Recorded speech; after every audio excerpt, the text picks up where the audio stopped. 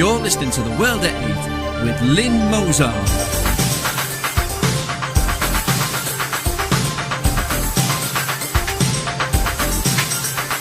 The World at 8, the number one in nationalist news.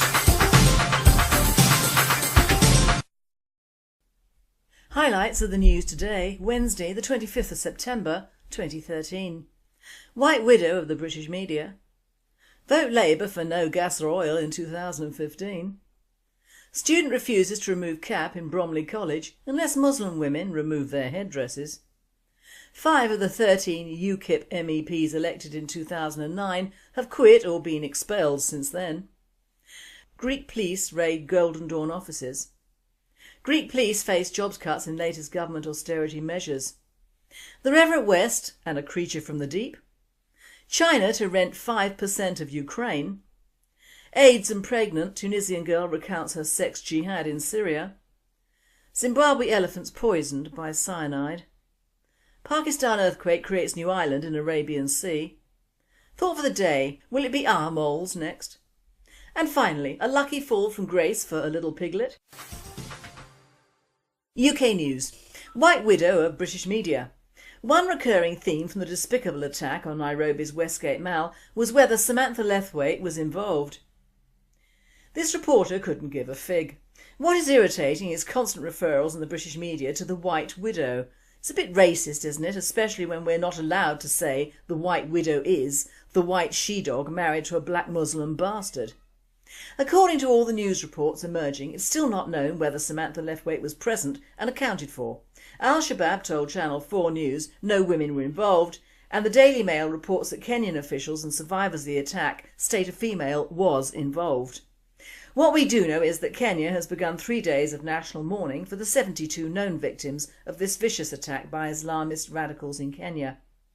Anything for a headline, and Radio Britain Online and The World at 8 are no different. It would have been a nice ray of sunshine if the White Widow and none of the Al-Shabaab terrorists survived this latest atrocity. Whatever her reasons, she is a traitor to her sex and country and a coward who hides behind a veil whilst killing children. A fairly typical Islamic terrorist then. Vote Labour for no gas or oil in 2015. Ed Miliband's pledge to freeze energy prices in 2015 should Labour win the poll is one of the most nonsensical ideas to come from any recent political party. The UK is energy dependent on OPEC and Russia. The North Sea reserves have dwindled to nothing. A freeze on energy prices would mean no oil or gas brought onto the world's open market.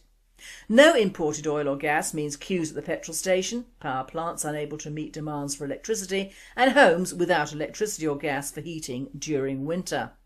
It doesn't take 1,000 words in newsprint to hide this basic message.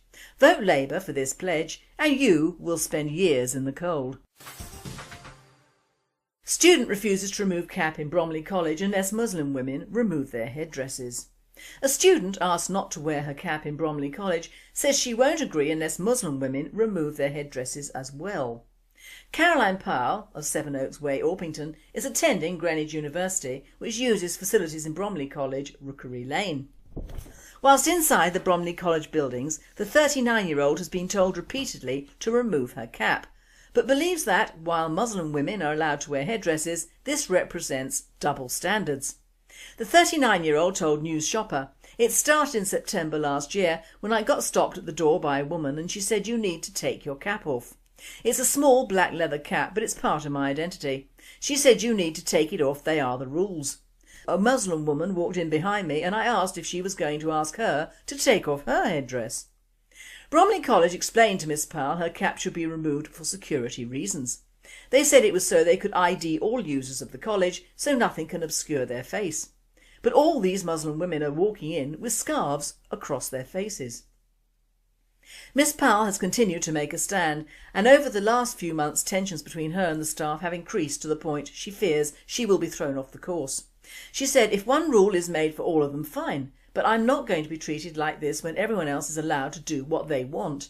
I feel it is totally double standards."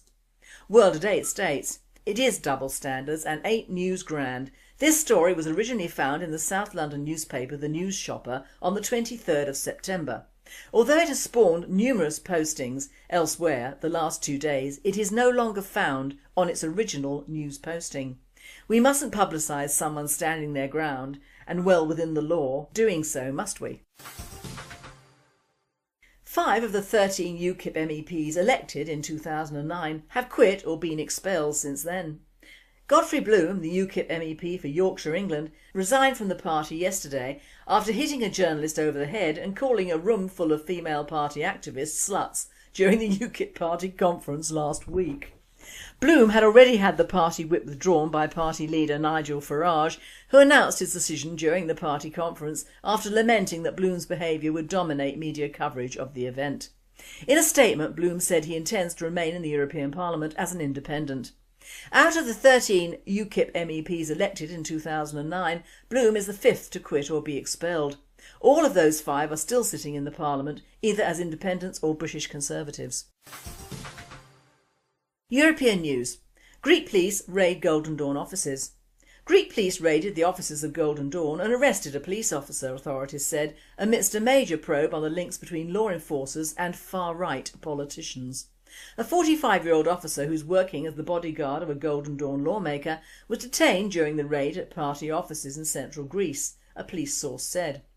The officer had been suspended from his duties last September over suspicions that he joined a Golden Dawn politician and other supporters in smashing up the street stalls of migrant peddlers. The links between Golden Dawn and police have come under intense scrutiny in Greece after the murder of an anti-fascist musician by an alleged member of the party. Further raids of Golden Dawn's offices are expected in coming days, the police source said. Greek police face job cuts in latest government austerity measures. Hundreds of workers held a mock funeral in Athens in protest at the disbanding of the municipal police service. Civil servants also took part, as around 12,500 are being suspended on partial pay and face losing their jobs. The government must make the public sector cuts to continue receiving international bailout funds. China to rent 5% of Ukraine. Ukraine has agreed a deal with a Chinese firm to lease 5% of its land to feed China's burgeoning and increasingly demanding population, it's been reported. It would be the biggest so-called land grab agreement where one country leases or sells land to another, in a trend that has now been compared to the 19th century scramble for Africa, but which is now spreading to the vast and fertile plains of Eastern Europe. Under the 50-year plan, China would eventually control 3 million hectares, an area equivalent to Belgium or Massachusetts, which represents 9% of Ukraine's arable land. Initially 100,000 hectares would be leased. The farmland in the eastern Dnipropetrovsk region would be cultivated principally for growing crops and raising pigs. The produce will be sold at preferential prices to Chinese state-owned conglomerates, said the Xinjiang Production and Construction Corp, XPCC, a quasi-military organisation also known as Bingtuan. XPCC said on Tuesday that it has signed a £1.7 billion agreement in June with KSG Agro, Ukraine's leading agricultural company. KSG Agro, however, denied reports that it has sold land to the Chinese, saying it had only reached agreement for the Chinese to modernise 3,000 hectares and may in the future gradually expand to cover more areas. Any sort of land grab deal can be highly sensitive politically. Madagascar was forced to scrap a plan to lease 1.2 million hectares to South Korea in 2009 after angry protests against neo-colonialism. The Philippines has also blocked a China investment deal. World at 8 states. This could be a brilliant idea to stop the dragon forcing a mass move of population, or it could be the thin end of the wedge to occupy a country by financial means. I would be very wary indeed if I lived in the Ukraine. China is a non-immigration country, so obviously doesn't want to open up the Chinese to different cultures, so would suggest that they do something about their population boom. I now hand you over to the Reverend West for his Wednesday talk, and today he talks about Michael Gove and the Creature from the Deep. Michael Gove and the Creature from the Deep. Michael Gove. Is he a creature from the deep? When I first went to school in 1960 in Scotland, And Mrs. Reed would often say to children who were in their very first year and who had been caught doing something unbecoming, "You filthy, dirty, disgusting creature." She said it in her Scots accent. She was about 60 at the time and looked it, and the offender, often a boy, might be then called out for the strap across the hand. They were the good old days when education meant learning and strictness. I did not do too well under it until, that is, I came to the more lenient, but still rather strict and rigorous quality education of England. Michael Gove, like many of his forebears since the 1970s, has forgotten what education is all about. He keeps waving his magic wand, imagining that one fell swoop of it from his management office will put to right all the things that those of his ilk have spent millions of pounds on since the 60s in marring. In 1986, some Conservative fool got rid of the cane. Before that, it was the Labour Party who thought of ending selection in an attempt to promote social equality rather than educational quality. O-levels and CSEs were abolished in favour of the one-size-fits-all mousesuit, the GCSE. Then A-levels were dumbed down from being the gold standard of education to semester courses of AS and A2. But what is soon learnt, and often learnt not very well, is soon forgot. Today, the modern classroom is often a scene of riot. Many headmasters now hide in their bunkers and refuse to back up their staff, or to insist on discipline in the classroom or the corridor. I am surprised how many of them look, behave and sound more like Bambi rather than someone who is in control of themselves, let alone their schools. And then there is Gove. Is he from the deep? I can even now hear Mrs. Reed's accented tones and a disgusting creature heading to the front. Mr. Gove reminds me of that boy that one often used to see in the shadow of the bicycle sheds, all on his own, eating away at his sherbet and licorice, looking dishevelled and friendless. But who would want to befriend someone who ate licorice and sherbet? I know that there are some things that Mr. Gove has gotten right, but his staying in education is not one of them.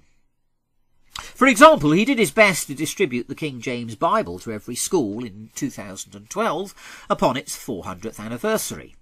Hallelujah for that. But did he imagine that his equality education system would enable pupils to prize it or even read it? If so, he is worse than he looks.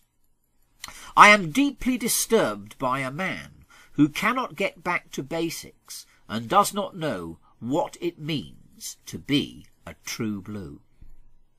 Getting children through their course or through their courses is now the sole responsibility of the teachers. Well, shouldn't it be? No. The teacher's responsibility is to tame and then to teach. They need the backup of corporal punishment for the wicked, the vile, and the persistently disruptive. Never mind their human rights. Once teaching has taken place, then it is the child's responsibility, not the teacher's, to learn. We did our examinations years ago and passed them. That painful experience, with the risk of failure and the prospect of success for those who worked and who had the ability, was there for all to partake of. No attempt to becloud that point will get around it, but not for Gove. He thinks that the teacher can even do the child's learning for it, and so he has introduced a new way of grading the teacher, not for his teaching, but for the child's learning. All teaching has now got to be more than satisfactory to be satisfactory. Gove has 4 grades in his Paradise Universe. Inadequate, which means what it says. Satisfactory, which means the opposite of what it says. Good, which must now mean only satisfactory. And excellent, which must now mean only good. Teachers who are satisfactory are re-inspected and are not satisfactory until they become good. And yet this man, Gov, sought to distribute the King James Bible in our schools. If pupils' use of language is as bad as his, they will be quite unable to benefit from it.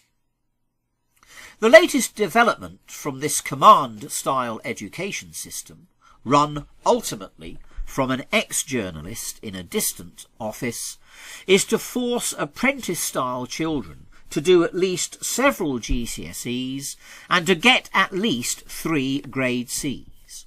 This really is the Soviet system of economics applied to a centralised command style of education.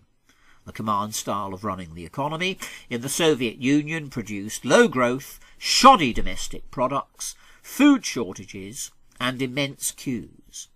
It also begat massive environmental damage, not least at Chernobyl. I have witnessed the same for education, and I foresee more of the same. What is the solution? Get back to the 1960s, where you had textbooks, exercise books, pen and ink, the cane, and blackboard and chalk. Never mind about equality, Gov. You stupid boy, I am tempted to say. You are a fool, Gov, if you think otherwise. Get out of my classroom and wait outside of my study. I have a special present waiting for you, and it will print BNP right across your backside. Dangerous idiots within the education system have to be dealt with, that others may learn. Meanwhile, his sherbet and licorice fell out of his quivering hands and onto the floor, where everyone else could walk over it. Gov was never seen again, and what is more, was never heard of.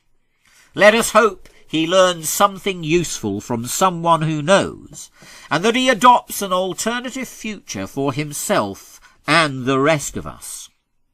Education is not something that should be fooled or played around with. It should be reformed to something like how it used to be, when it produced excellence for those who were academically capable, and the 3 basic R's and practical vocational experience for the many who would most benefit from them. Thank you, Reverend. I love it. I would like to remind listeners that there will be no Sunday service this week as we are all at conference. World news. AIDS and pregnant, Tunisian girl recounts her sex jihad in Syria. Raymond Ibrahim tells the world the Arabic media has been full of interviews with some of the many Tunisian girls that went to the sex jihad in Syria. The other day, Tunisian newspaper Al Sharouk, Sunrise, shed light on the horrific experiences of one of these girls. Her name is Lamia and she's 19 years old. While in Syria she had sex with jihadis fighting to overthrow the secular Bashar al-Assad regime. Among other nationalities she recalls having slept with were Pakistanis, Afghanis, Libyans, Tunisians, Iraqis, Saudis and Somalis, all in the context of the sex jihad. Such a diverse array of jihadis is a reminder of the nature of the rebellion. It's less about indigenous Syrians fighting for freedom and more about international jihadis fighting for Sharia. According to Al Sharouk reporters who went to interview Lamia at her home, the young woman began her story by saying that in 2011 she became religious after watching an Islamic programme. Among other things, she took to wearing the hijab and came to believe that going out in public was a sin. Then Lamia became convinced that a woman may participate in the jihad to eliminate the enemies of Islam by making her body recreational for the men after each and every raid, so that her body became their possession. World Today comments, "This young lady is short of a marble or two, surely. Hasn't she heard of infectious diseases and the fact that what goes up comes down 9 months later? Well, perhaps Islam will take care of her and her baby, who will be born with HIV, but I doubt it. Zimbabwe elephants poisoned by cyanide. More than 80 elephants have been killed for their ivory by poachers who use cyanide to poison a waterhole in Zimbabwe's largest game park. Tourism Minister Walter Zembe confirmed the toll on Tuesday after touring Hwange National Park. Wildlife Department officials said the chemical also kills smaller animals and predators which feed on them. 9 poachers were arrested after rangers tracked them to a cache of ivory hidden in the park. There's been a rise in the killing of elephants and rhinos in parts of Africa in recent years, mostly to feed demand for horns and tusks in Asia. World at 8 states. Yet another Chinese and Oriental run business, and no punishment is too great for this very nasty crime. As the Mongolian races are not known for large penises, perhaps Viagra is better than killing endangered species so cruelly, and perhaps the exporters and poachers could enjoy a cocktail of cyanide just to test it. Pakistan earthquake creates new island in Arabian Sea.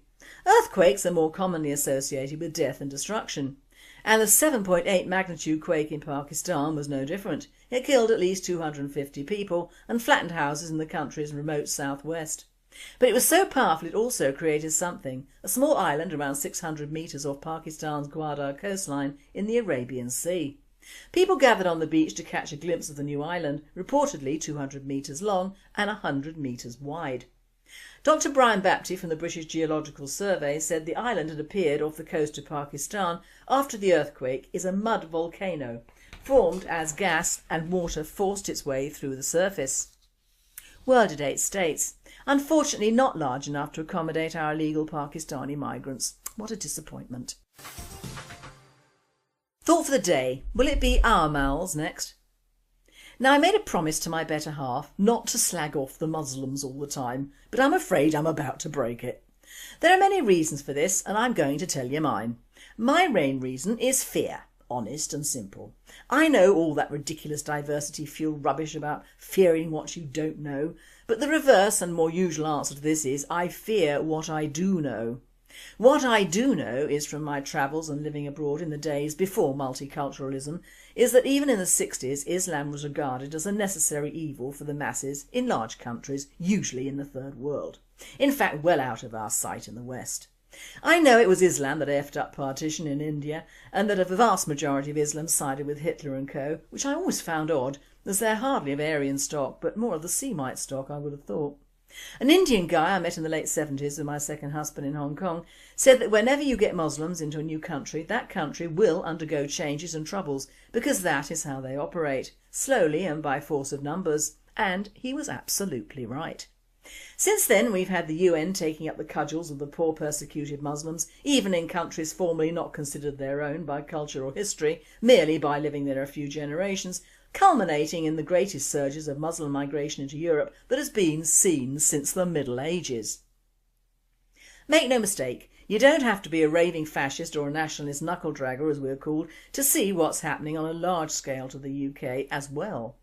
There is in progress a national programme of genocide, and this involves importing large numbers of mainly Islamic peoples into our culture, which has no ties with Islam at all, even if you do count the reliability we have of oil in the West. It is a religion which has no bearing at all on Christianity, and I don't care what certain sects say about finding Christ's body in northern India, or that Abraham is the root of Islamism. Abraham is the root of the Jewish faith, and only taken by his ethnicity and placement in the Middle East into Islam. Islam is a man-made religion, and not the first or last to worship the one God, Yahweh, Allah, Zeus, or whatever you call him or don't. Islam has no place in Jerusalem in my opinion. Muhammad was never there, and the Romans, Jews and later Christians were. The Crusades were undertaken because of the greed and warlike nature of Islam and the warlords, of which Muhammad was one, and when they got the worst of it, it became a holy war or jihad. Nothing has changed much there, and indeed it is a creed which hasn't changed since the year 800 AD, which means Anno Domini, since Jesus Christ. My point being, our European governments have opened the doors to Islam, but have they done so with a plan in mind, or have they been overtaken by the sheer numbers let in to settle, breed, convert and radicalise? Will Europe become the new holy war as seems to have occurred in Kenya? Even in Kenya, the newscasters are concentrating on the large number of unfortunate Hindu Indians caught in the murderous rampage, but they are at least reporting on the non-Muslims who obviously don't know the Prophet's mother's name. By the way, what is it? It's been glaringly obvious even to all the Muslim lovers in the UK that these terrorists were killing non-Muslims and let the Muslims out of the mall. Along with many unreported killings in the UK and the undercovered Lee Rigby death, we are in line for a bigger show of strength and religious virtuosity from Islam in the next few years. The establishment are hoping to avoid this by buying off the Muslim communities with large financial benefits, laws which uphold their religion and way of life, houses accommodated to do the same, an education system gradually going that way and placing them in positions of power in what is in effect a strange country to them. Many, if not most of these people fly round the world from Muslim enclave to enclave, overseeing their businesses and flash houses and a plethora of relations with whom to marry off and breed yet more. This is clearly not good enough, and more will be demanded, like a jizya, total submission or else. Don't think it cannot happen here, it can and it will. That is why I'm frightened, not because I know it will happen, but because knowing our media and the world press, it will never be as publicised as the African one, which clearly involved more British Indians than thought initially. Also in Syria at the moment is the total extermination of Christians by rebels, and we don't hear anything of that outside the nationalist news, do we? Another factor has been reported on the Kenyan Mall massacre. They now say that the Islamic terrorists probably rented a shop within the mall over a year ago and opened a clothes shop. This would have allowed them to bring in all the arms they needed for the future attack. So no one need ever say to me that these attacks are not planned and well thought out many years and months before they happen, and all well below Western or European radar. Because we don't want to believe that a people we apparently welcome and encourage into a country could turn against us. It's an admission of defeat to the multicultural establishment, and one that cannot be put down to racist bastards like the average nationalist. The West is still conducting a love affair like Diana with Islam and hasn't woken up to the fact it is all useless and in fact debasing. Muslims do not respect weakness or kindness or manners. We still do in the UK and Europe, and this will be our undoing. We are too nice to survive what will come. Or are we? And finally, a piglet's tumble off slaughter truck saves his bacon. Brossard, Quebec, September 24th, UPI. A piglet's accidental tumble off the back of a slaughterhouse truck truly saved his Canadian bacon, an animal shelter said. Quebec provincial police were patrolling Highway 30 near Brossard Wednesday when they were called by motorists who saw the piglet walking down the side of the road. Other witnesses said they were driving behind a truck carrying a load of piglets headed to a local farm when they would be prepared for slaughter when they saw the little oinker wiggle his way through a gap in the back of the truck and tumble off, the Canadian Broadcasting Corps said. The officers called animal control workers who came and scooped up the piglet. After some online research, the piglet was taken to Wishingwell Animal Shelter north of Toronto, where he was evaluated and treated for a few minor scrapes and bruises from the ordeal. The shelter's owner, Brenda Brofman, said that the piglet, since named Yoda, is all manner of cute and cuddly and lucky. He just loves to crawl into people's laps and be held. He's a little angel, she said. Wishingwell adopts animals for life, so Bronfman said little Yoda, now sporting a sweater for warmth, will live out his days on the shelter's farm. This presenter says they need to get him a little companion, as piggies are social animals. One thing about bacon is that it won't be halal, will it? Frankly, I don't think they should kill baby animals for food, poor little things. Let them have a good life before the end, I say. Yoda sounds a little corker of a porker, doesn't he? You've been listening to The World at 8, and I'm Lynn Mozar, and I wish you all a very good night. Is constant referrals in the British media to the White Widow. It's a bit racist, isn't it, especially when we're not allowed to say the White Widow is the white she-dog married to a black Muslim bastard. According to all the news reports emerging, it's still not known whether Samantha Lewthwaite was present and accounted for. Al-Shabaab told Channel 4 News no women were involved, and the Daily Mail reports that Kenyan officials and survivors of the attack state a female was involved. What we do know is that Kenya has begun 3 days of national mourning for the 72 known victims of this vicious attack by Islamist radicals in Kenya. Anything for a headline, and Radio Britain Online and the World at 8 are no different. It would have been a nice ray of sunshine if the White Widow and none of the Al-Shabaab terrorists survived this latest atrocity.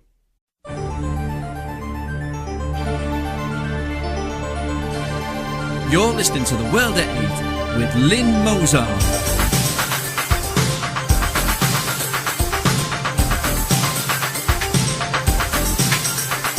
The World at 8, the number one in nationalist news.